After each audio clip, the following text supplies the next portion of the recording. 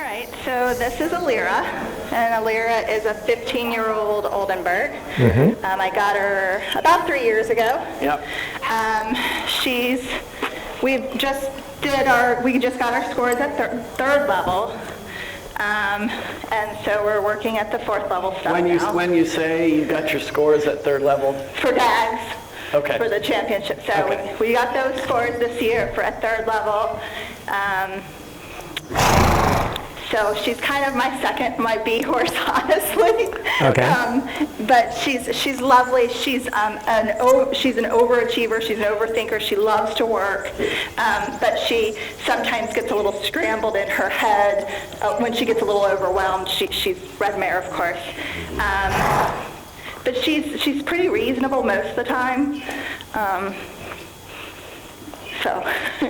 So what we've been really working on mostly is getting her through. She had some major dental issues when I first bought her, and she had learned to really chew the bit hard and come behind. She likes to come behind the bit a bit.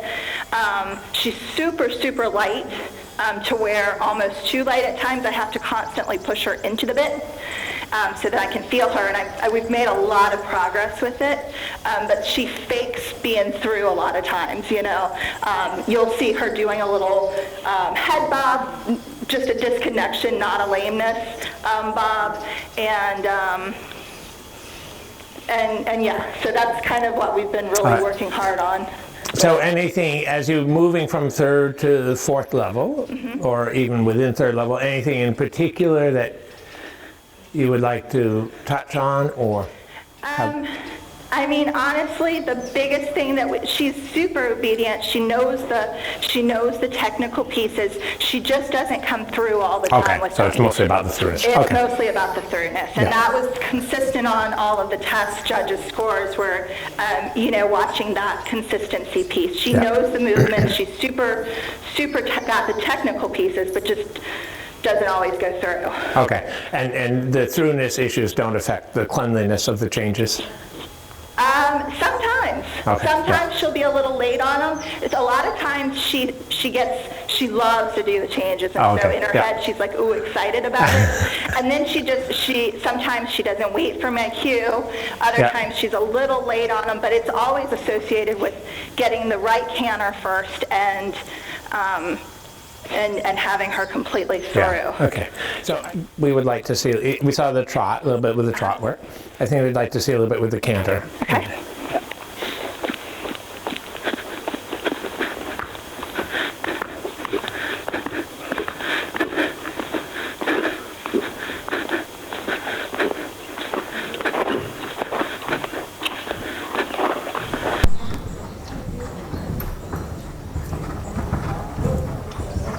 And then you could go ahead and change the rein soon.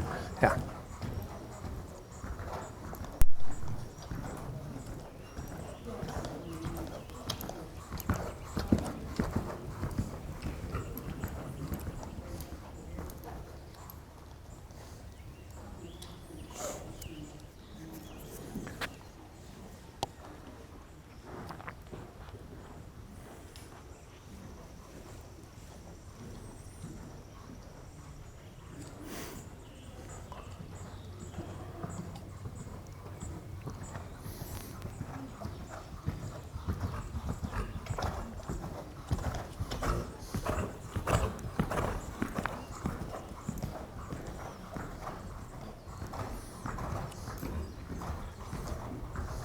Good. Yep. And then when you're ready, go ahead and take the rising trot once again. Yeah. Okay. Yeah. Good. So is there one canter that you like better than the other?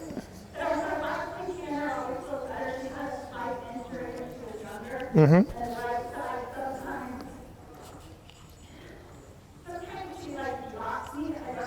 Yeah. Mm-hmm. Yeah. The canters are different. Yeah. There's no doubt. Yeah. Mm-hmm. Yeah. But the other thing I would like to comment on is I think, yeah, good. I actually like your left leader canter, right? But what I saw in the left lead canter, I think she used herself much better than she did when you started in your trot work, right? Right. Yeah. And the contact seemed better. Her back seemed better. right? And I think going back to some of the previous discussions that we had this morning about warm-up, she's a horse I would go to the canter fairly early on in the warm-up. Right, okay. Yeah, yeah. And then I will look more at the right lead, but No, I mean, she's much, I mean, to me, she's more fussy in the trot, so get underway with the canter, not keep going round and round, just yeah, hoping that that fussiness is going to go away. yeah.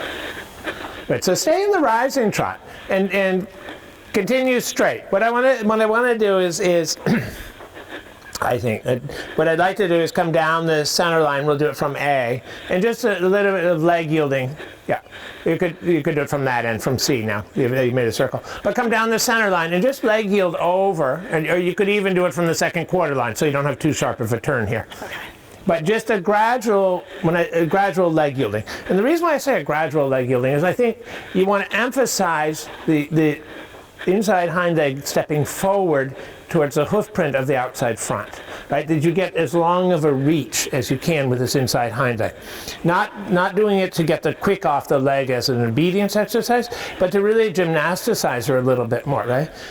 Yeah, and forward. Because what we need is, when you talk about contact, and she ducks behind, right? And then sometimes she gets a little bit fussy, is we need the feeling that the hind leg really steps forward, reaches forward under her body, but also to the hand or to the bit, right? Yeah, one more time, and it could. Again, we'll be out of your way. You just continue the line, and yeah, there, and forward, and forward. I think that's important to see and hear what George just said. There's more to the leg yield than just how much a horse crosses over, because a horse can cross over quite nicely and never go to the hand. And then a little bit, then go straight, and go ahead and change rein, right? And then you just see it from the other side. Yeah. Yeah, and a little bit forward, yeah, straight forward, yeah, a little bit forward, yeah, forward, yeah. What was interesting to me is on that one, right?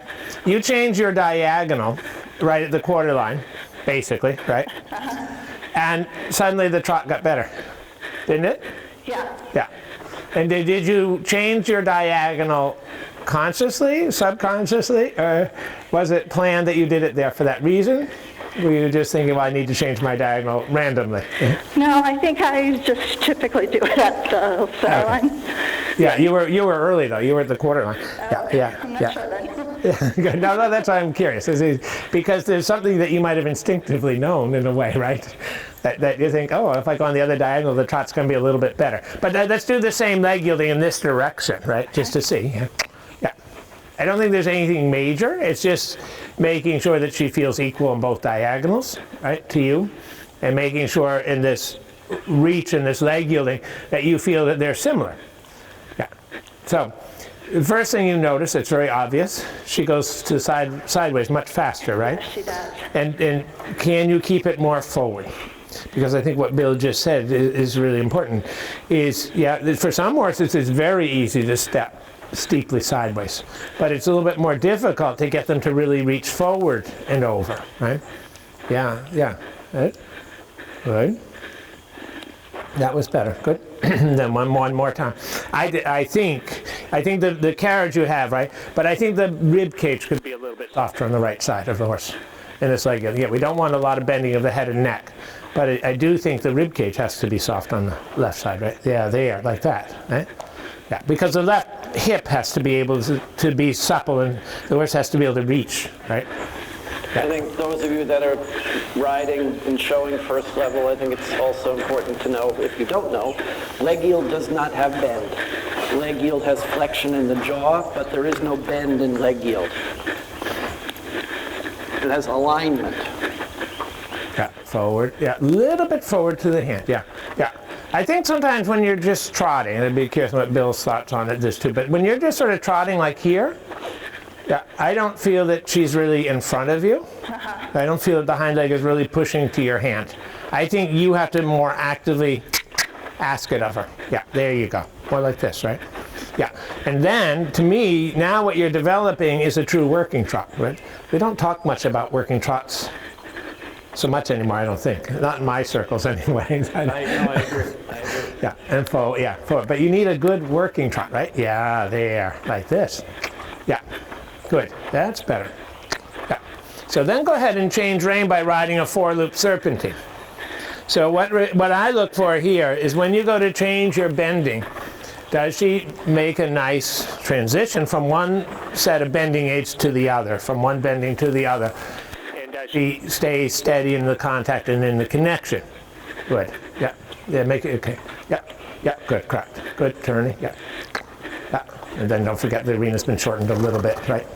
So you're gonna make these 2 loops a little bit smaller. Yeah, forward, good. Yeah, and then as soon as you're on the right rein, then try to develop the same working trot you had at the end to the left, right? It was quite nice, I thought, what you had down the long side. Yeah, don't throw the contact away, but yeah, she goes to your hand. This is better.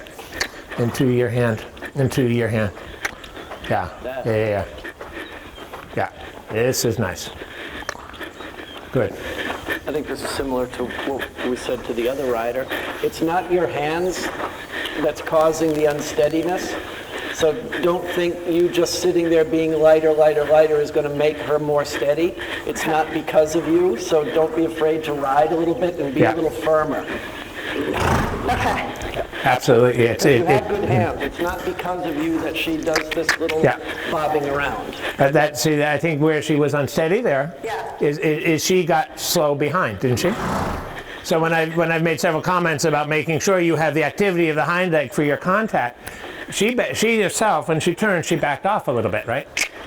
Yeah, and then she becomes unsteady. So your job is, no, you're going to keep pushing to my hand through this turn. Yeah, keep pushing to my, keep pushing, forward a little bit. Yeah, like that. Good. Yeah, and I agree. I think your hands are very good. It's a matter of making sure that the hind legs are always pushing, right? If you think of the hind legs like the pistons of a car engine, they should never misfire, right? That's it. They are always pushing with the same power, same energy. The mouth actually gets quiet here and there. Yeah, super. Good. Yeah, good. That was better. Yeah, good. Yeah. Good.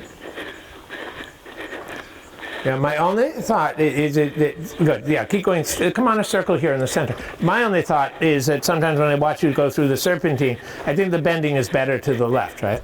Yeah. And it's really better, not so much even in front of the saddle, it's through her rib cage, right? Yeah, through her body. Yeah, there. Yeah, and that's it. There. Yeah, I think she just has to be more in front of your right leg, right? Yeah, like that. This is nice. Good. Yeah. Now, I think just for fun, right, let her stretch down. Encourage her to stretch down. I should always say let, but I really should say encourage her to stretch down. Yeah. Steady. Yeah. There. Steady. Good. Yeah. And then go ahead and put her together again. Good. Yeah. And then now bring her a little bit more together than what you had before, right? Stay rising. Yeah. Good. Yeah. A little more together. Yeah. So how's the bending to the right? Yeah. How's the bend? Yeah. How good? Yeah. Okay. Yeah. And bend. Yeah. There you go. Good. Yeah. Through the rib cage. Because isn't she a little bit? Sometimes goes a little bit like this, right? You feel it? Yeah. Over here, her head and neck went ever so slightly left. Yeah. The right shoulder came a little bit pushing in. Yeah. But that's better, isn't it? Yeah. There. Good. Yeah. Keep that position. Yeah, that's it. Yeah, good. Yeah, good. Okay, yep. Keep it there. So I think the question then is a little bit on this, again, on the right side, does she also consistently bend around the right shoulder, right? From the base of the neck, right? Where the neck and the shoulder come together? That's better, isn't it? Yeah, that's much better. Yeah. And sometimes it's trying to figure out where stiffnesses originate.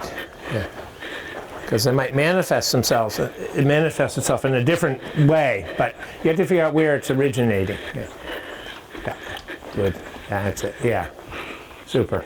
Good. That's nice. Yeah. And then go ahead and come down to the walk. Yeah. Good. Yeah. What I like on this is I think you were able to show what I think is quite a nice working trot. Yeah. Good. And the thing about a working, we talk about a horse as being in self-carriage, but they also have to be self-propelled. And this, when you have a good working trot, you don't have to work too hard. Occasionally you remind the horse to stay active if you feel that she's getting a little slower behind, or like when she turned, she got a little bit slow and then a little unsteady. You just have to remind her to stay a little bit more active. But a good working trot is self-perpetuating in a way. Right? Yeah. Yeah. One pair of legs swinging forward should bring the other pair of legs, and there's that swing to it and that ease to it.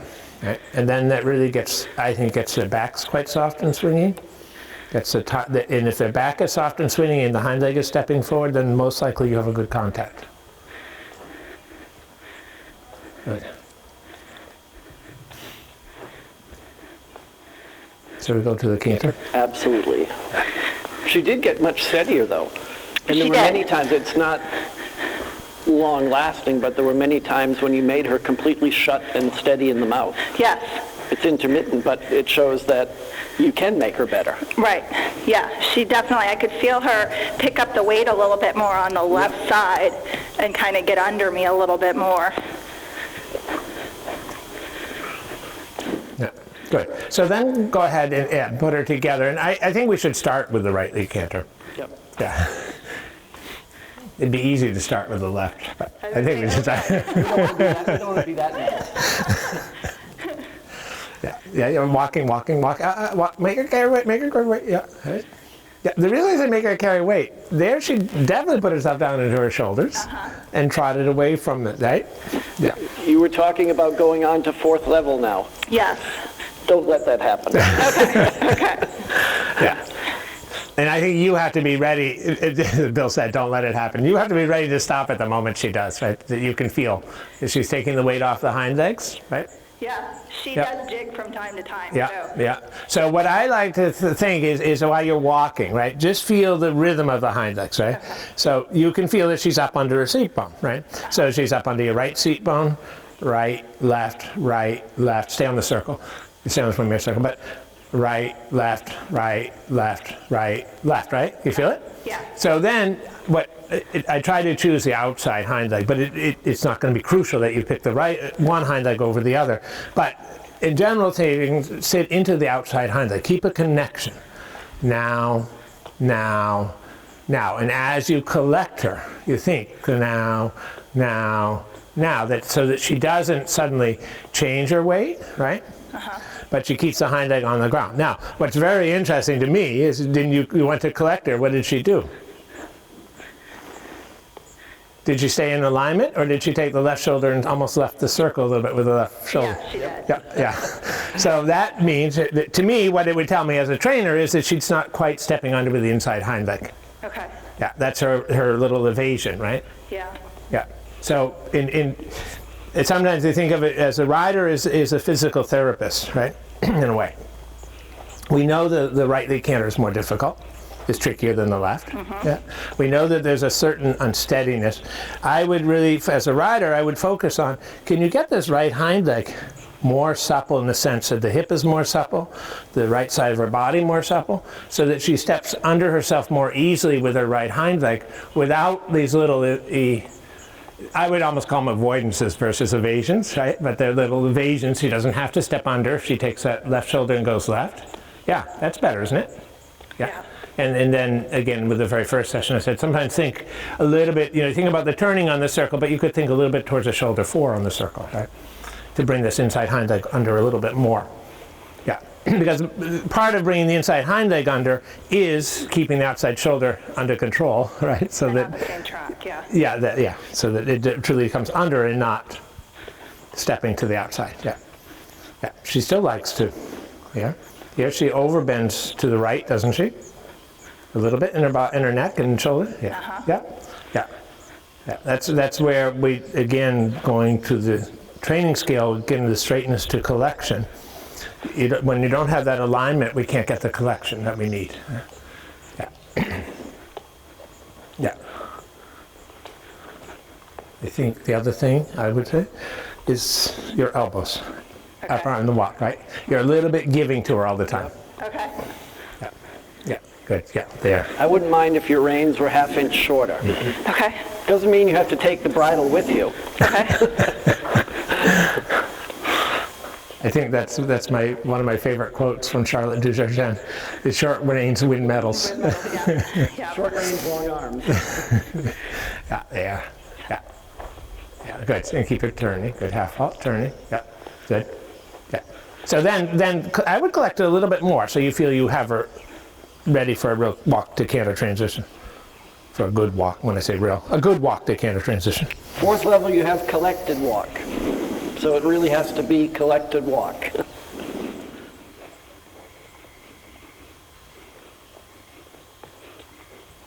Yeah.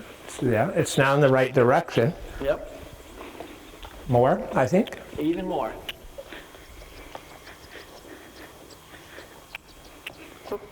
Be brave. There you go.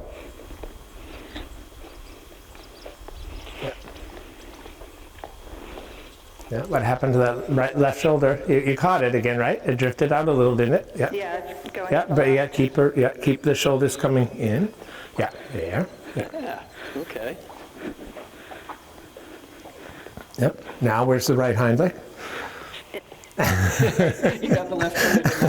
Where's the right hind leg? Yeah, she's very clever in avoiding, right? Yeah, there. Yeah, that's it. Yeah, good.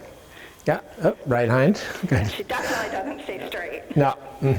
Yeah, good.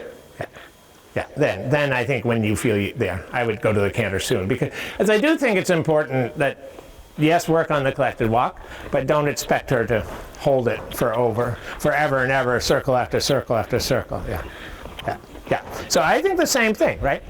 Good. So I think what I would like to see is start to spiral the circle in, decrease the circle, right? Yeah, and do it, think in terms of steps, in the sense that you bring her in, hold her on this circle, and then bring her in another horse's width or so. Yeah. So and when you come in stay here, yeah, bring her in and then stay on that line for a moment. Because what did she do when you wanted to come smaller? What did she do? She throws her hips in. Yeah, so get her tracking straight. Now on this circle, don't go bigger yet. Just see, so you want what, a 15-meter circle, so, right? Can you get her to track straight on a 15-meter circle to the right? Yeah. Have the discussion, right? And it will be a discussion, yeah, because she's going to try to find ways to not have to step under.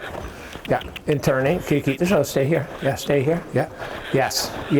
And this is when I said I think it was the session right before you. So again, you might not have heard it, but this is where it's very important that you make the correction within the movement, right? That you make it within this 15-meter circle. It'd be easy to sort of kick her in the inside leg and move her out, or it'd be easy to bring her in a smaller circle and bring the shoulders in. But no, get the refinement that you can ride a 15-meter circle and she stays aligned. Yeah, turning. Yeah, outside turning, outside turning. Yeah, and now come in smaller, right? That's better, isn't it? Yeah, but I think this is crucial for her right lead canter, that you have this. Yeah, walk immediately. Walk immediately. Yeah, and come in. Yeah, don't lose her circle. So you might come into. I don't want to go smaller than a 10-meter circle. Just make that clear. But yeah, but again, she immediately goes towards a pirouette. Yeah, this is going to be a problem in pirouette, so you have to fix it now. Yeah. I say she goes into pirouette mode, right? But you get her tracking straight. Yeah, get her track. Yeah, and the walk. Yeah, walk and turning. Yeah. So again, you think this is the 10-meter circle is your working space or your, right? That's what she must work on. Yeah. But then she wants to come in closer to 8 meters. There you go. She has many little avoiding ways. Red mare. Good. Yeah, but this is better. Yeah, then just be careful, because you have the head and neck quite a bit. I don't mind if you make sure that sometimes you increase the bend a little bit, just so you have a looseness, so you have a leeway with it, right? Mm-hmm. That she's not rigid and that you can't move the head and neck. Right? Yeah. But be very aware of what you're doing if that happens. Yeah. Because how is she? The way I would express it is she's soft behind the right ear. The real question is she soft in the upper jaw? Yeah, the upper part of her jaw. Yeah, that's it. Coming a little bit smaller, right? Yeah, because again, she got there. Yeah. But I like what you have here, right? Yeah. And now into the canter. And see, can you canter the 10-meter circle? right? She's 4th level, or you're going towards 4th level. She has to start working towards quarter pirouettes, half pirouettes, right? She should be able to canter a 10-meter circle. So canter a volte, yeah, turning. Now, quietly spiral out. She doesn't have to stay on it forever because it is going to be a challenge for her, right? But quietly spiral out in steps so that she doesn't just run away from your inside leg, but you move her from your inside leg to the outside aids. The outside aids keep her on that circle and then move her out a little bit, yeah? And if I stood outside of your circle, that I think the audience can see, she's sitting a little bit to the left, isn't she? Right? Is she? Those in the audience? Yeah. Because you can see that you're a little bit this way, right? And I would think that in a way to look at it is that she's putting you in that position. Yeah. You need to get her to lower her inside hip so it lowers your inside hip. Okay. Right? So it's a chicken or the egg, right? What comes first? But I think in general, since we've seen the left lead and the right lead, the difference between the two, that we will blame it on her. But yeah, good. No, I think it's just that the stiffness. But your job is, you can blame it on her, but our job is to fix that. Yeah. Okay. But again, same thing. Yeah. And then when you're ready, come in. When I say the same thing, again, she came in a little bit with her haunches. Yeah. There. Yes. But that's better, isn't it? Yeah, good. Does this feel better? Yeah, there, yeah. Now she comes in again. You get a few strides where it's better. Yeah, supple inside. Yeah, keep your hand there. Don't throw it away. Don't throw it away. Don't throw it away. Yeah, don't throw it away. Even if you make a mistake. Yeah, there you go. Don't throw it away. Yeah, like that. Yeah, but don't throw it away. Yeah, that's okay. So what? Don't throw it away. Yeah, You're not a there. now. Don't be Yeah, down. contact. If you make a mistake, so what? Yeah. And sometimes she changes leads behind, but that's to be expected because of what you're trying to address, right? There, yes, but that's there. That's better. Yeah, make your inside leg long. That's yeah. So you try to get yourself straight in the saddle, right? Level in the saddle, even in the saddle. Yeah. There. And move her out a little more now. Yeah. That's it. Super. Good. This canter's better, right? Can you balance her a half halter on the outside a little bit? Yeah. Can you, there. When I say balance it with your half halts, can you get her to carry a little more weight? Rock her weight back a little bit. Yeah, just careful. Yeah, it's okay. So what? Yeah. And she will change leads behind because it's easier for her to change leads than it is to really reach under with this inside hind, right? Yeah, there. Super. That's better. Good. Let's go straight around the whole arena. Yeah, okay. Yeah, you're fine. Yeah. Actually, that's quite interesting because what we talked about before with the horse that broke, you got back into the canter right away, and that would be fine. Yeah. I don't have a problem with that. So next long side, ride at shoulder 4. Yeah, you're letting her get long, aren't you? Yeah, good. There you go. Good. Yeah, very good. Yeah. So little shoulder 4.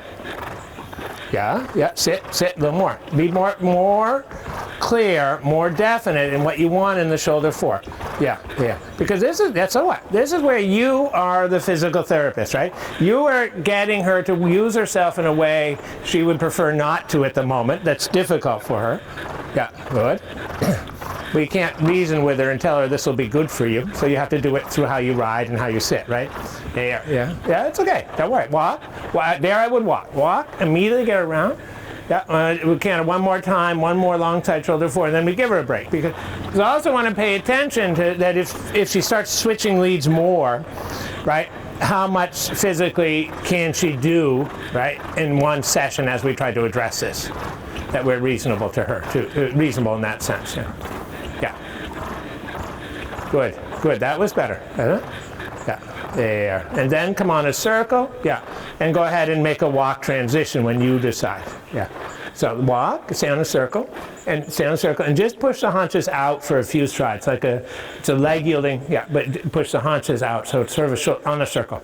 Yeah, on a circle. Yeah, there. Keep it there like that, and haunches out with a bend. Yeah, bend her inside. Yeah, bend and haunches out. Yeah. And so when you do this, good, and then you can go straight. So let her stretch down and curve. Yeah, give her a break. But when you do this, I would be careful. You brought your leg back. So to me, she has to be responsive to your inside leg as an inside leg. Okay. Right? Yeah. So you should be able to push her haunches out. You should be able to move the haunches out with the inside leg in place without coming back too far. Because if you put that to when you're doing 4th level, you'll have half passes. You also have, of course, not fourth level, but you have the travers and the renvers work, right? Right. Where they really have to bend around the inside leg. Okay. So she has to really, and then when you get to the pirouettes, inside leg, she has to be really yielding through her rib cage and with the inside hind leg to your inside leg as an inside leg. Okay. Right. Yeah. But I thought the canter got better. It did get better. Yeah. And I mean, obviously it's not my horse, you know her best, but this is where a lot of people will say, well, I just have to get the massage therapist. I love what George said about us being the therapist now. And you can have her worked on that's all fine, but you have to be an extension of that. So in a sense, in the saddle, we are the therapist or chiropractor, whatever, and all these things have to be a continuation with whatever body work you might have had done on her. But just because that she had the body work doesn't mean it's just going to now be perfect and go away. You have to be an extension of it. Right. And I think just for everyone, to follow up on that, I always look at it that as the rider, we should look at it as our issue we're trying to fix. Okay. I want the vet to look at it as their issue, or if you have a masseuse, that it's their issue they're trying to fix. Mm-hmm. If it's a foot, I wanted the farrier to look at it if the horse is foraging. I want the farrier to look at it as their issue to fix, but I want to look at it if they're foraging, I want to look at it as my issue to fix. So everybody looks at it within their expertise and says, what could I do to make it better? So you never, as a rider, just say, well, I need to call the farrier, or I need to call the vet, right? Yeah. But you think, how could I be better? Because the fact that she puts you to the outside, right?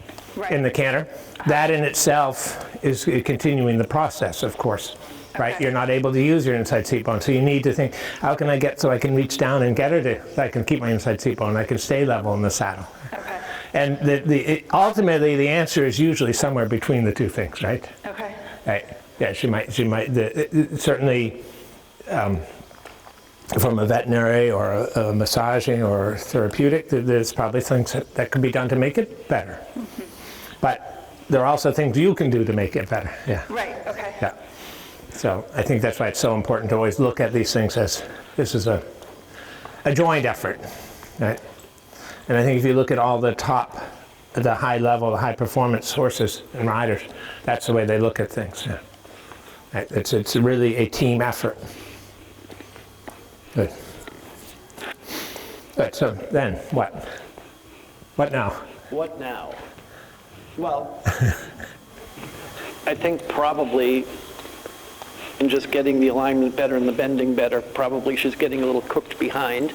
But if there's something that you wanted us to take a look at, even related to test mode or whatever, is there something that you'd like to show us and use the last few minutes to talk about or improve on? I mean, like I said, technically she has most of the movements. It's really just working more on that bend and that just helping her get more through, and really getting. Like, I felt it when I started concentrating a little bit more on my levelness.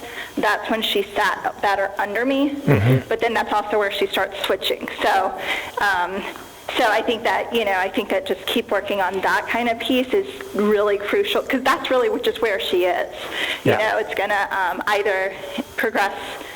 That's where we are. That really is where we are. And I mean, she won't go much higher if we can't fix that kind of stuff. Yeah. And so, exactly.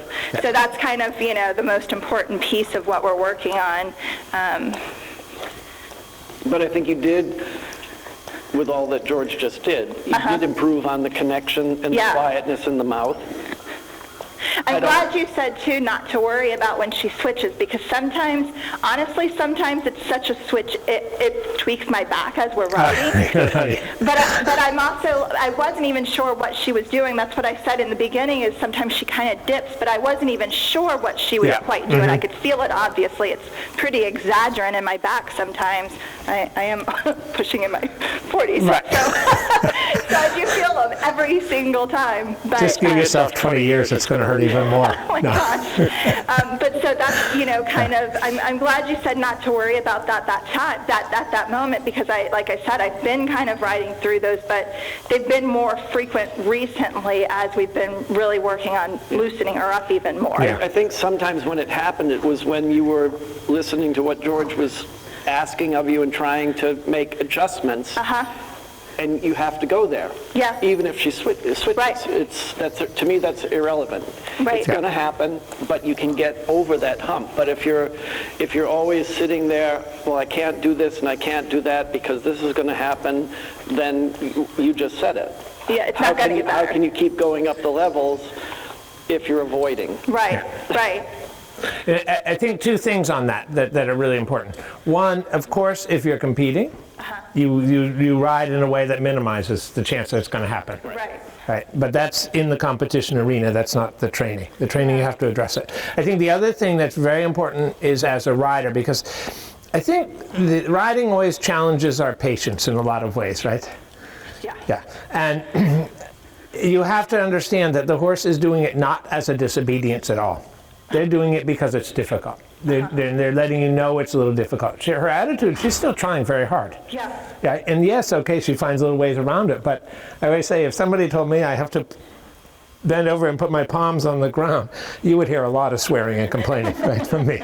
So the horses have a right to let us know that something is difficult. And she's not doing it because she wants to switch. She's not doing it because she wants to be disobedient. So just sort of saying, no, that's okay. You continue to bend, you continue to step under, and it'll get better. Okay. Yeah. So you don't get focused on it and say, you know, damn horse, why'd you do that? And then you get after the horse, and then the horse gets even more tense, right? Yeah, And worried. yeah. Because tension is always going to be your enemy when it comes to trying to fix these things. Yeah. Right. We've always read through them. We haven't ever like disciplined it, but Yeah, I just wasn't but- sure what she was doing or exactly what. Right, how yeah. to fix And that. I don't mean to say that I thought you might discipline, but I see this a Right, right. lot with people, Yeah, and then yeah, they yeah. think, oh, well, the horse, why is the horse doing this? And no, the horse is doing it because it's difficult. Yeah. Right. Maybe we should leave her on that note Yeah. for today. Okay. And then continue. Yeah. Hopefully pick up where we left off. Yeah. Because I think that's important too, is that you remember that feeling and try to get there a little bit sooner. Yeah. And as George said, this isn't the show, and I think I said it earlier, don't be afraid to make a mistake. We're not at the show now. Right, okay. We're training. Yeah, luckily she hasn't done it at the show, Yeah. but I mean, it's obviously possible. And one of the things where we live, and Kristen can tell you, we are below sea level. We're 100% flat. So these rolling hills, we have to actually put them consistently over poles in order to get their stifles and everything to work. And so that's always a weakness on every horse that comes from our area, is those stifles in that back end. Yeah. And so with her having that injury, you know, we have to be specific with that kind of exercise because they don't get it in the fields. Yeah, and I think that actually bring up a good thing. Cavaletti or poles would be very good for her. Yeah. Yeah. And any kind of cross training of that nature. Okay. Yeah. I think that's where doing some hill work, I know you don't have hills, but doing hill work can help a lot. Yeah, I Right. agree. Yeah. Okay, that sounds great. Thank And you. even sometimes just uneven ground where she has to, you know, they come in here and everything is perfect, right? But they have to learn to adjust, and that can also help to strengthen Okay, and awesome. develop them. Yeah.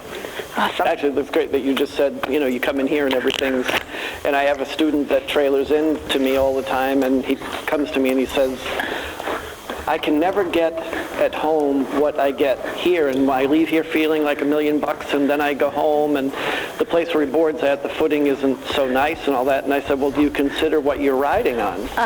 And he kind of looked, and I said, you know, you're riding on footing that's basically dead beach sand. And he stopped to think about it. He said, oh, I never gave that a thought. So you have to think about that. This is perfection, but you don't always have that to ride on, nor should a horse only go on that. They have to go through different terrain, and that's not always possible. Like you said, everything's flat where you are, you don't have the hills and all that, but you at least are riding outside of a sandbox. Right. Yeah. Okay, thank you so much. Yeah. You're Very welcome. good. Right. You have to refresh our memories on what level, no, mostly what level you're showing and training. She's training at 4th. Yeah, okay, yeah. And you've done the third level. She's done the 3rd level. Yeah. Now it's coming back to me. Yeah. Yeah. We're really working on kind of balancing her out at the canter, straightening her up. At the changes, she gets excited and she kind of gets in her head a little bit, but she's definitely crooked at the changes. Okay. Now I'm remembering where we went yesterday. So yesterday we were working on that 10-meter circle, getting her to put some weight in her under me, keeping her under me kind of a thing. So, Yeah, which Yeah. is what fourth level is all about. yeah. Engagement, more clear collection. Yep. And that's really where she is. I mean, that's, Yeah. couldn't fit the definition of fourth Yeah. level any better, honestly. Because I remember she started out crooked behind, and Yeah. okay. She feels like, sometimes she's like a noodle. Like, I feel like her legs are kind of like all over the place, and I have to really gather her up and bring her under me. But I have to be so subtle with her because she's so sensitive. You really can't do a whole lot without really mind-blowing her and getting her upset and fussy. So you have to be so tactful with little thing that you do with her. But she's she's just a lovely, like, a work ethic. I just couldn't even, be more pleased with what her work ethic is. She likes to work. So go on with your warming up, Okay. and then we can try to come up with a plan. Okay.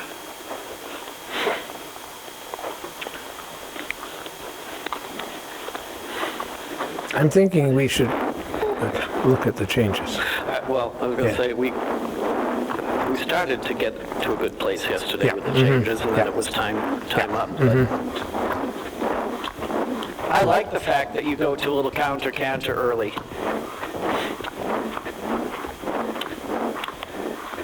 Yeah, I totally meant to do that. Good answer. Good answer. But sometimes if she makes a mistake, it's best just to keep going with her instead of, like, fix her, because then she gets mad. Okay. Yeah, so- it was a mistake. So my question would be, did she make a mistake or was the mistake jointly made? Oh, I'm sure. Yeah. In which case I agree with you 100%, because we all make, sometimes we're not as precise or as clear as we mean to be, and we have to make certain that we understand that that maybe we did give the horse the aids for something we didn't intend it to be, right? I'm And stuck. if that wasn't even though that wasn't intended, I'm glad that you made a positive out of it and didn't get abrupt with her and say no and slam her into the ground, take her back. You just sort of went with it. And I missed the fact that she made the flying change. I just thought you did it deliberate, but I think that's important because horses, well, more important, riders make mistakes and then punish the horse for their own mistakes. Yeah. You went with it and made a positive out of it, and I think that's important for the training. Yeah, that's a big no-no for her. Is Yeah. Like I said, you have to be so tactful with her, and so, As we should be with any horse. right. The bottom line is the issue of always being fair, I think. But I'm feeling less crookedness today. Much better start in my eyes. Yeah. But I think to go back to what Bill said, when you have a horse that does like to be a little bit crooked, like here, where she wants to be a little bit to the inside, right, with her haunches. I think we said yesterday to sort of ignore it a little bit. We know it's there, but we don't get too carried away with it. But that's where the work with the counter canter will really help with the straightening. Yeah. Good. Yeah. Good. Yeah. Good. My comment there would be that as you came across, you kind of lifted your hands, which is one thing. You tried to be a little softer in your hand, but what happened is that you lifted your elbows and your shoulders, right? Okay. And you changed the balance a little bit, and I think the line became less secure in a way, right? Yeah. There. Good. Let your shoulders come down a little bit more in your rib cage. Let your elbows come a little bit more towards your hips. Right, there you go. Your rib cage stretches up, but your shoulders come down, right? And that makes your core more solid and stronger, right? Yeah, sit. Let your elbows come down. Yeah, because otherwise you're a little bit lifting yourself out of the saddle through your lifting your shoulders. I call that levitating. don't levitate on horseback. Good. Yeah. Yeah. It's okay. It's okay. Yeah. Yeah. When you do that, of course, she has to have room to clear her nose and nostrils, right? But you're good. You keep her together. It doesn't mean that she has complete freedom to. Yeah. I have the really bad habit of dropping my left hand. Like, I like to be here for some reason. I have to make sure that I don't drop her there. Yeah. Good. Yeah. Inside leg a little bit. Yeah. There you go. Yeah. And I think the thing is that she's responsive in a lot of ways, right? She goes quick. So you had to be careful that when I said inside leg, you had to straighten her, but then leave that alone. Don't dwell on something, because I think then you end up with a new problem, right? Just sort of correct her and leave her alone and let her kind of figure it out and show, or the other way to think about it is let her show you that she's now correct. Right? Yeah, you can't Yeah. nag her. I know Yeah. a lot of, that nagging leg, those nagging aids, you cannot do that with her. Yeah, this is good though here. Good, steady elbow. I think that if you just let your upper arm be a little more vertical, elbows there, I think the steadiness of the head carriage will be better. Yeah. Okay. Yeah, yeah, yeah. Because I think when she does sort of move a little bit, right, she doesn't really jerk the reins, but she cuts a little up and down, she sort of will meet your elbows and your upper arm, and then that will give her the steadiness, and that alone will do it. Yeah, yeah, don't let her so easily pull your arms forward, right? And I think we said it yesterday too, and I totally, it's your horse, you know her. There's a fine line.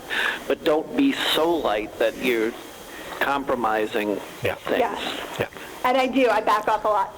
Probably Yeah. too much more Yeah. than I should, but yeah, just stay very steady there, right, on your part. Yeah. And it actually, I think, brings up an interesting, when she's in this, what I would think of as a medium walk, then not too much following with your hand and your arm, right? okay. Yeah, yeah. There has to be some, but don't kind of do more and exaggerate, and then she gets more movement or unsteadiness like that. Because sometimes she's in a nice, the reason I say that, I think sometimes her head and neck is in a very nice carriage. And then sometimes it's just a tad too low and a little bit kind of wanting to pull down and get into her shoulders. Right? Yeah. So I think by supporting her just a little bit more, I think you can keep the weight better balanced. Right? Not quite so much on her shoulders. And since I was asked to sometimes talk in judges' eyes, that would be my reason for not being 7 or above on a horse that actually has a very correct walk. It's a nice medium walk, but when there's that little unsteadiness, then it keeps me from giving the 7. And that's what I do see on in my the sport. the 6.5 range. It's not because she doesn't have a quality walk. It is a quality walk, but you've got to have the stability and the connection, the contact. It isn't just about measuring how much overtrack. That's only part of it. Now I'll shut up. No, it's good. No, that's exactly what's in alignment with what I see on the test. Yeah. Yeah. Is that unsteadiness. Yeah. That's often the comment, is unsteadiness. Just as a quick comment on that, my experience has been that trainers don't listen to judges enough when it comes to what they're looking for in the walks. Right? Frequently, we as trainers, we have a tendency to watch a student, we think this was a really good test, and we don't understand why wasn't this walk a 7 or above, right? I don't Yeah. measure how much overtrack. If it's big overtrack, that's fine and dandy, but what's on top of that overtrack is part of it. Yeah. And depending on the level. See, I think here, her balance changed, didn't it? So from a training point of view, I'm always looking at how is she in balance? She changed her balance, yeah. Good. But I do think that's important that trainers and coaches understand what our judges looking for in the walks. Because I think that's where there's probably a lot of misunderstanding. And the importance of here is also another time where we talk about the training skill, where the rhythm, right? Rhythm is crucial. But as Bill said, the rhythm is good on this horse. And if we don't nitpick as judges and as trainers on the walks, then how can you ride walk pirouettes? Right. How can you, down the road, get from a correct walk into a good piaffe? So it all ties in. Yeah, and so on that comment, I don't see you doing a walk pirouette out of this walk. No, Yeah. it's too big. Yeah. Not carrying enough weight. Okay. Yeah. And in a test, I mean, I have to think now, second level, it would say shorten the step or shorten the stride before you would do one, but yeah, you have to have I would like to have the feeling you could collect this walk, and I don't, it looks like that when you go to do that, there might be some resistance. Yeah, so Which ties into the canter. Yes. I'll go crooked. Yes. Yeah. Yeah. Yes. Yeah, good. So then I think we should go to the canter. Right? Yep. Yeah, from the walk. So go ahead and collect the walk a little more and prepare for a walk to canter transition.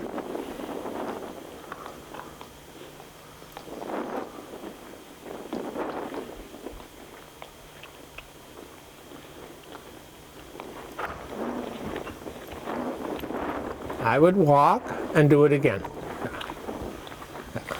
The other thing I want to say too, past history, you had to be a certain way, and now, I don't know about George, but yesterday was the first time I saw this horse, so I don't get into what was, and so we're taking you a little bit out of your comfort zone, but you may not have the same horse that you had 6 months or a year ago, that maybe you don't have to be quite so cautious. Okay.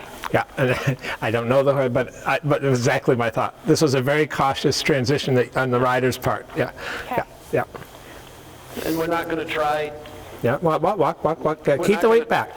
We're not going to try to upset your horse or send you in the wrong direction, but to add to what you've already done. But there comes a time when maybe the horse has now gotten beyond that situation. The funny thing is my other mare is polar opposite, so it's hard to go back and forth. Yeah, good. Yeah, You're a good rider. You can be adjustable. Yeah, there you go. I think that the key is through your seat, keeping the weight back on the hind leg as you made the transition. Gotcha. Yeah, I think you were tentative or cautious with your seat, your upper body, right? It goes back to the same thing we were discussing, that you were levitating when you wanted to make a walk to canter transition. Yeah, it's okay, don't worry. But collect her, and then she has to be a little better about your inside leg, right? In the canter. Yeah, wait, take your time. And always a good walk. I don't personally, I don't want you to see you cantering out of a bad walk, right? Okay. Also, when she gets a little tense, don't take your leg away. Don't try to kick her or anything, but just keep your legs there. Feel her a little bit. But when she gets tense, don't take the leg away. Stay there. Yeah, from your seat now into the canter. But that walks better for the canter transition, right? Yeah, seat. Yeah, okay, that's all right. Yeah, I know that again she went in a little bit with her hind legs, but I still think you're better off going from walk to canter than letting her have some trot steps where she gets out of balance. And we can address the straightness of the transition over time. But yeah, it was a better transition overall from Judge's eyes. Then obviously it's not going to be a very high mark. I would have the inside leg on here. But for training, I like that one better.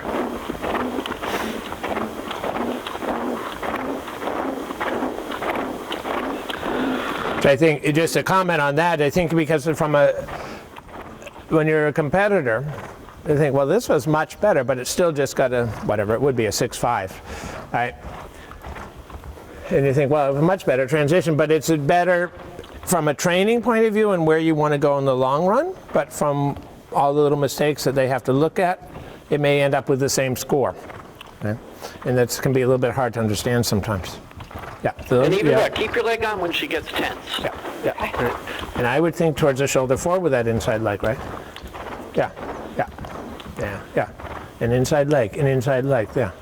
That's where you don't want to take it off. That would be I think I was going to say the worst thing you could do in a way, right? Inside leg, yeah. Good. Yeah. I think, if you agree, I would do some transitions within the tempo, within the gait. Yeah. So on the next long side, for me, I want to do some transitions within the gait. For me, I would start by actually bringing her back first. And good. For that reason. Exactly. Yeah. Precisely. Yeah, because if she gets tense, don't give away. Yeah.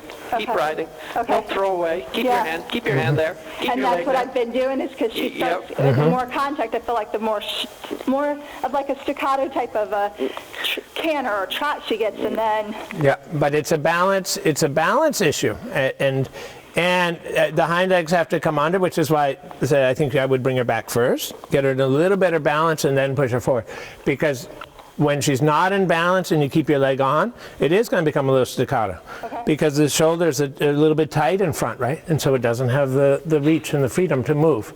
So balance her and try to get the shoulders a little freer, and then go, and then forward, right? But the leg has to stay on. Okay. Yeah, there's no doubt, because what happens is she suddenly sort of lurches forward in her balance, and then she's out of balance. She can't stay in the canter. Yes, she falls on her forehand. And in the walk too, I wouldn't necessarily, when she gets tense, let her longer. Try to keep her carriage a little bit up, and don't necessarily try to make the walk bigger yet, until she's flat-footed. Don't try to push out of that tension. Just keep your leg on and keep her carriage up there. Yeah, and when you have the window into the canter. Yep, yep, yep. Yeah, walk. Yeah, and this is where wouldn't bother me if it takes 10 efforts. You get it the way you want it, right? Okay. You thought about it, and she got a little forward and got a little quick. Yeah. You're better off aborting and set her up again until it's the way you want it to be. Slight shorter rein. Yeah. Slight. So, yeah, not fat, not hurried behind. Yeah, there, yeah. Think flat-footed walk means carrying weight, right? She steps down, and when I say that, she steps down and uses the ground, right? To balance herself and to push off of. Yeah, there. Good. Yeah, and I think you could try, there, yeah, and inside leg on. Yeah, good. Yeah. So when you think about the crookedness, right, I think it was, again, I like the transition in general, right? I think it's headed in the right direction. But I guess what I would question is, what is your stronger driving aid of the 3 driving aids? Your inside seat bone, your inside leg, or your outside leg, right? And do you have a tendency to use more outside leg? I would try to get the walk to canter up off of your inside leg and your inside seat bone with the outside leg, just letting her know what lead you want, right? Yeah, walk. Yeah. So the next time you feel, do you have much warning that she's going to break?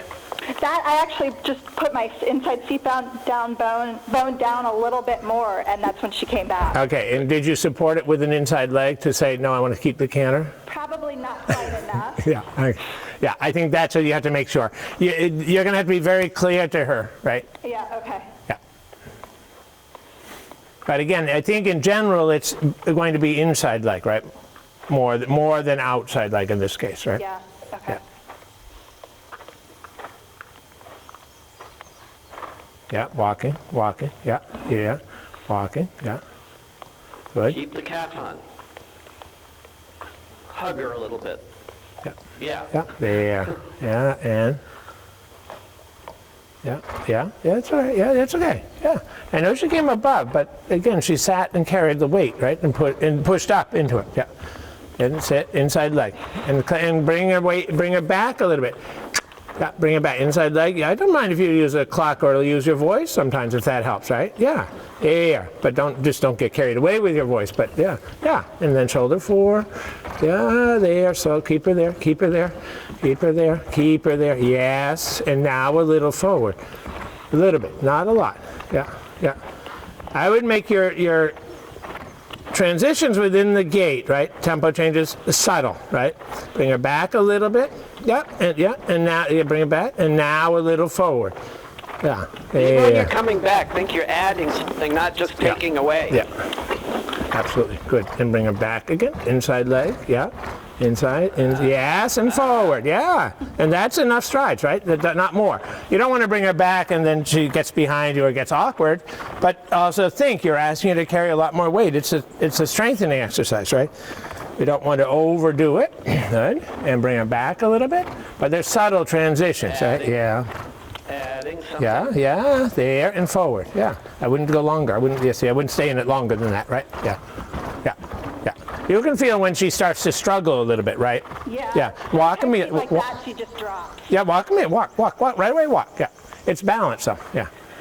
And into the canter. And I wouldn't, if you can, right? And I know I said this about the upward transitions, so take your time, but in the sense that you may do it several times. But try to get her back into it as fast as you can. Okay. and canter. So she doesn't necessarily get a break, right? Yes, good. I like what you did with your inner leg in that move off. Yeah. Good. Yeah, and then forward again. Yeah. Be careful in your hands. Careful in your hands. Yeah, yeah. And then bring her back again already. Bring it back. Yeah, yeah, yeah, and forward again. That's fine. Yeah, yeah.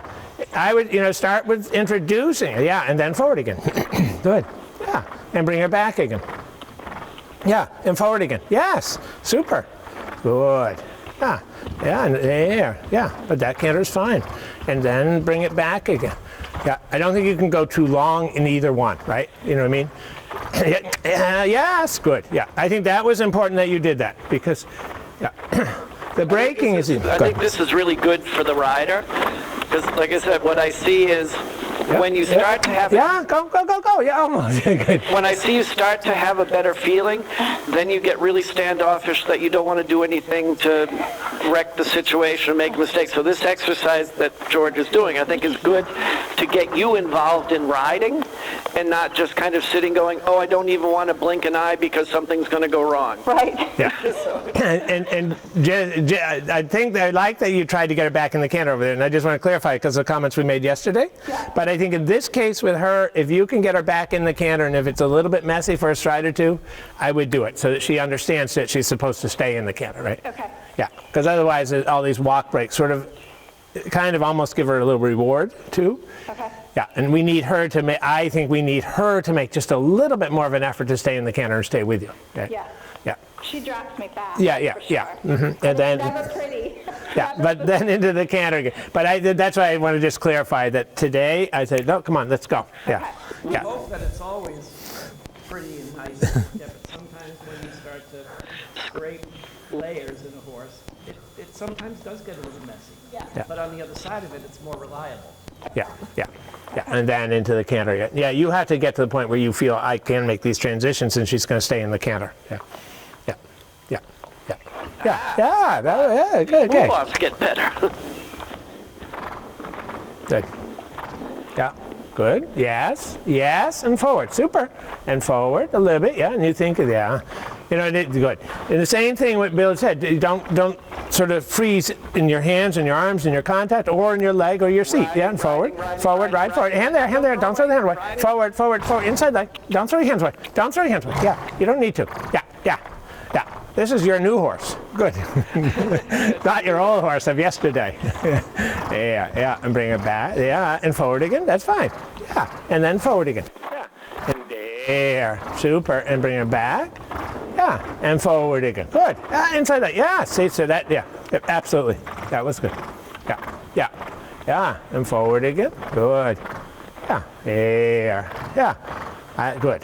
I would make a decision where you want to walk and you decide where it's going to be. Forward. Don't do it out of this, of course. Don't throw your hands. Yeah, yeah, forward. Better, straighter, carefully, quietly.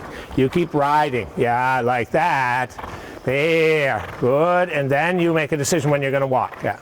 Because we also don't want to go round and round until she breaks, right? Yeah. Yeah. I would let her stretch down. Yeah. Yeah. Yeah. Because that was a better effort, I think, on her part. And I think you were more active in managing her all the time, right? Yeah. She definitely likes to try and figure out how to get out of it. Yeah. Yeah. I think we said it yesterday, too. Go ahead and It's change not rein. because of your hands.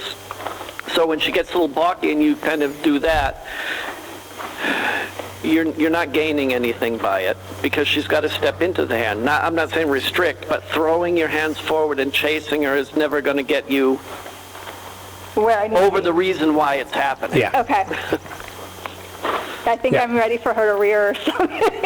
She's done it before. Yeah, but that's why I said this is your new horse, actually. Yeah, okay. Yeah, because I looked at you and I thought, okay, she's thinking about what used to happen when he got to that. Yeah. Yeah. Yeah.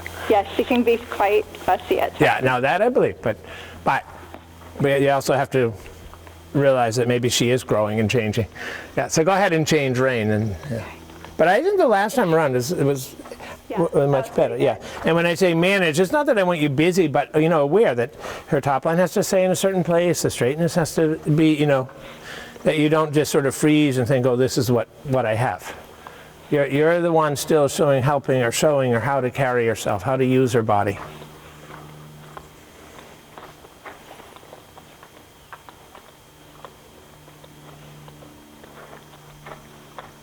Good. Yeah. Yes. Yeah. And make her walk, and then softly, without dropping, but soft. Yeah. Yeah. Like anything else, make your correction and then leave her alone, or be very peaceful, very quiet. Yeah. There. Yes. Yeah. And we try to get. I would try to get her to stretch down in a free walk without her wanting to jig. Right. Yeah. Yeah. Yeah. Good. There you go. Good. Yeah. You have to be careful about in-between walks. Yeah. You always think that when you ride a dressage test and you say you have to do a free walk from, KXM, and then at M is medium walk, there's nothing in between, right? Free walk and medium walk. When people take forever to bring the horse together, right, the transitions have to be there, and I think sometimes with her, when you get a little bit this sort of in-between, I couldn't tell whether you wanted a medium walk, whether you wanted a free walk, and then she was starting to jig, and yeah. When she jigs, you don't have to necessarily leg yield off the line, Okay. but don't put the brakes on. Okay. Come a little bit from the side, your inner leg, and yield a little bit. Nobody has to see it. It's not that dramatic. Okay. But rather than when she jigs, try to put the brakes on and say, no, I want you to walk. Come at her from the side and yield a little bit, but in such a way that you're not really coming off your line, but you kind of move her balance a little bit. Okay. Yeah, the collected walk or the free walk is always a 50-50 if we're going to jig or not. Yeah. Good. So then go ahead and put her together as you go through the short side. But again, tactfully, but relatively quickly, right? Yeah. With confidence.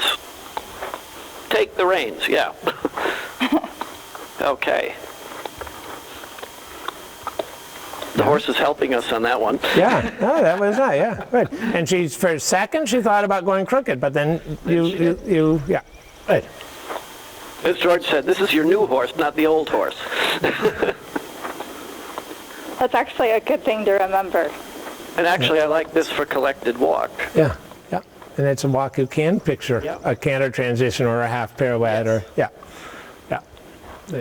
Yeah, but I think maybe back to the canter in this direction. For the people in the audience, if this were fourth level collected walk, I'd be quite happy with this. And we give a separate score for the collected walk, so I would be at least a 7 for the collected walk. Not now that she's a little fussy, but that whole long side, she was quite good. Good, so yeah, we'll set her up, and then when you're ready, into the canter. But yeah. Yeah, see, this is where I would take your time, right? Yeah, okay, good. Yeah, because she's not really in front of the inside leg, right? What was for that canter transition? So did you then use more outside leg, or no? No, I used the inside seat bone. Okay. But I could feel her moving her haunches to the inside. Yeah. And it may be, it's not that she necessarily is going to yield immediately over from your inside leg, but yeah. Yeah, I'm just trying to say, when I asked her. Now I like what you're doing. Now I like your riding there. Yeah. Good save. Yeah, that was very good save. Yeah, this is nice. Good. So what I would, maybe from here, because I like what you have, and we should move on to other things, so, right? I think, good, is I would start with a half pass. Right? Because I think half passes are a very good way to balance the horse, right? Yeah, okay. So make a circle, good. And then learn our voice that time. Yeah.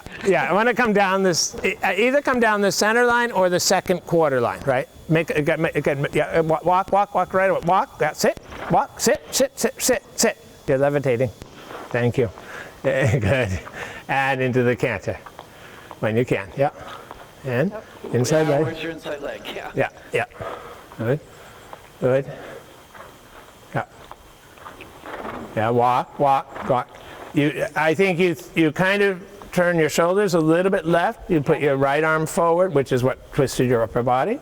Yeah, and inside leg. Yeah, inside leg. Yeah, inside leg. Just sit, inside leg. Yeah, yes. Yeah, better. Good. It's okay. Yeah. So turn and come down this center line from C, and then a half pass. Yeah. Good. Yeah. Good. Round. There. Yeah.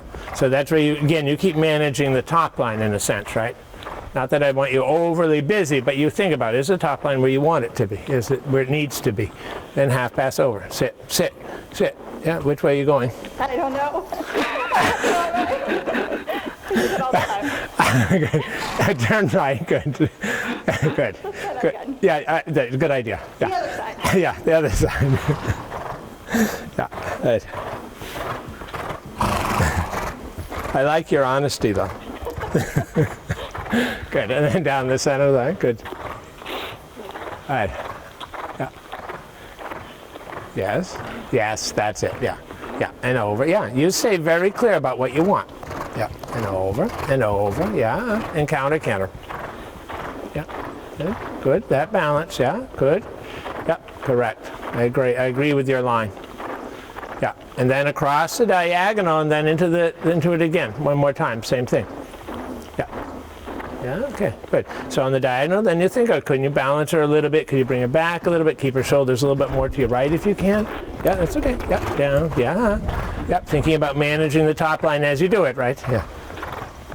Good, good. Yeah, and then the half pass, yeah, good. I'm not convinced that you don't have a lot of outside calf, though. Yeah, over, over. Here you can have a lot of outside calf, right? Yeah, yeah. And I would, here you do think that it's the left leg that really keeps the canter going, right? If you added right leg, you'd only confuse her, right? Yeah, yeah. Be very clear about what lead you want. Yeah, yeah. Good. Yeah, and then across again.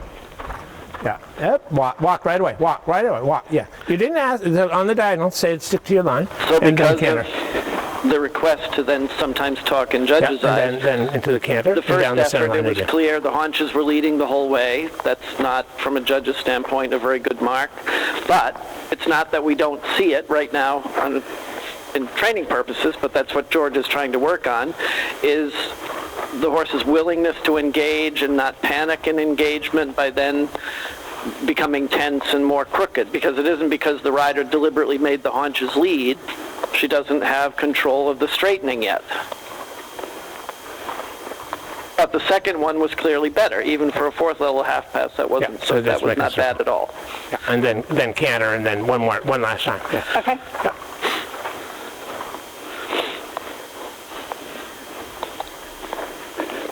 Yeah. Yeah, you're fine. Yeah.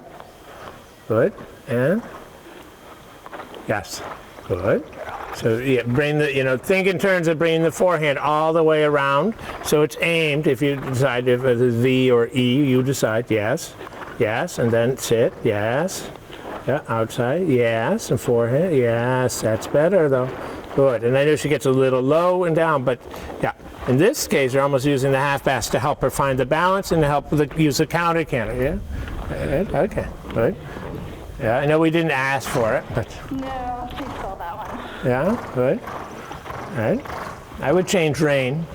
Yeah, change rein, but a simple change of lead through the walk, right? From a judge's standpoint, from the front, there could be a little higher mark for that half pass, but anyone sitting judging on the side would be a little bit lower because of the and then into the canter. Inconsistent balance and a little bit bobbing into the shoulders. So you heard what Bill said. See if you can keep the balance back a little more in the half. Even if it comes a little bit slower, right? Rather than too fast in the half pass. Yeah. I'm going to use a half pass to really get the balance you want. Slow her down a little bit. Slow her down a little bit and over. Sit, and over. Don't give up. Yeah. Walk and come back. Yeah. Walk and come back. Yeah. Yeah. You can make a half circle to your right, to your right, and then one last time. Yeah. Okay. Then one last time. Good. And then, good. And then into the canter. But I think next time when she does that, don't throw their arms away, don't throw your hands away. Okay. Keep your outside leg solid on her, that she walk. Yeah, okay. But continue now, good. I don't want to make that the issue. But turn, turn, and ride it like she knows it. You ride it too tentatively. Yeah, that's it. Step a little bit into the right stirrup. Yes, like that. Yeah, and forehand there, but that's better. And this time I would walk, right? And walk, yeah, and walk. Yeah, good and better, yeah, good, yeah.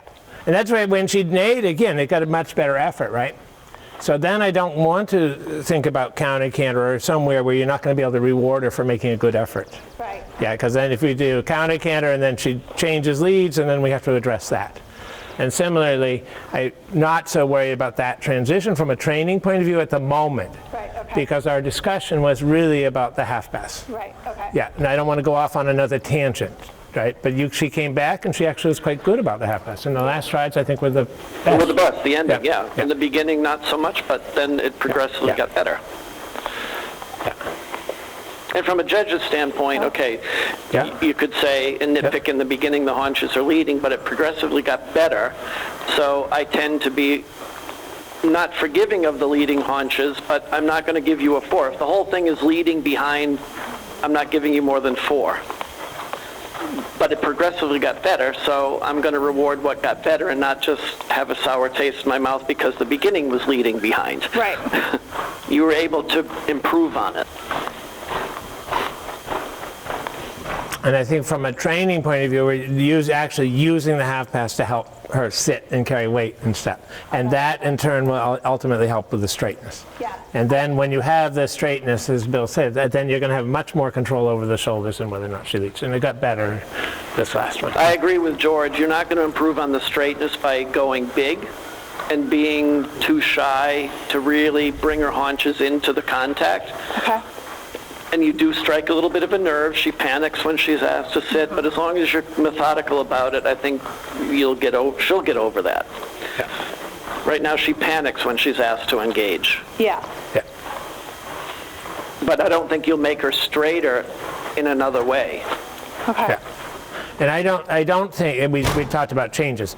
Obviously, with the time, a couple of comments. One time-wise is not, I don't want to get into changes. Right. But second, to me, she has the technique and the ability to do a change. Yeah, she does. It's much more getting the kind of work we just did. And then you'll be able to control the change and it's all about getting the control, getting her, when I say control, getting her strong enough that she can carry the weight and stays in a good balance. So you have control over her balance, and then you can have a little more control over her straightness, right? And then the relaxation. And then the relaxation will get better. Yeah, absolutely. And then I think you'll have more control over the changes. So I don't know if you want to do a couple minutes in the trot or... Why don't you do a minute or so in the trot? Do just a couple minutes in trot. Just so that she has a little bit of a cool... Sometimes the trot helps with a little bit of a cool down. Yeah. But also, because George just talked about the relaxation, and obviously that's part on one rung on the training scale, but that word relaxation can be a little bit tricky because, I mean, she could walk around on a long ring forever and get her relaxed, but that's not the kind of relaxation. She has to be relaxed within her body as well as her brain. Right. So going around trying to avoid and keeping her nice and mentally relaxed, that's fine and dandy, but that's not necessarily the kind of relaxation that's the end all. She's got to be relaxed within her body and confident in her brain in what's being asked and not panic when things are asked. Right.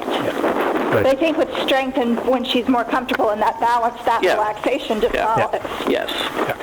I think the one way to look at relaxation, or as it is in the training skill, is really letting go both mentally and physically, right? That the horse mentally is very relaxed and lets go, kind of, and physically relax and let go, right? You need both. You can't just have the mental and you can't just have the physical. Good. But I do think this trot could have a little bit more energy, so you don't have the feeling she's just sort of down hanging to your hand, but that she goes to the hand a little bit more. That's all. Yeah. I like this better, right? Yeah. And we talked about this yesterday, getting into the more detailed components of what stretching really is all about. And George was right. She was inactive and just sort of hanging down in the neck, and that's not truly stretching over the back. Yeah. Good. This is better, right? Because then she just go back to the relaxation. She lets go a little more in her back, doesn't she? And swings more in her back. Yeah. Good. Yeah. And then when you're ready, go ahead and come down to the walk. Yeah. Good. Yeah. Good. Even though we might have made her a little bit more tense than yesterday, she actually stayed to be more quiet in her mouth today. Yeah. She's funny, I'm telling you. She just started grabbing from me too recently, but she's funny about just gets a little trapped sometimes, and then just, then she'll start doing that up and down stuff. It's always fun. And then I think that's when you just have to sit quiet. Don't fight, but don't go away. Yeah. Keep your leg on, keep your hand there, and then wait. Okay. Not necessarily try to chase her out of it. Okay. Don't become part of her little snit. Okay. I think it's when you become part of it and anxious to get out of it that then we send the horse over the edge and maybe send them up. But sometimes you just got to say, nope, I'm not going to fight, but I'm not going away. Here's my hand, here's my leg, and you sit and wait. Okay. And then you don't become part of it. Okay. Yeah, you can't be brought down to her level, right? You can't lower yourself to her level in a way. It takes two to fight. So you have to be the more clever one and just not go there, but you don't go away either. Okay. Okay. Good. That walk gets quite good now. Yeah. Mm-hmm.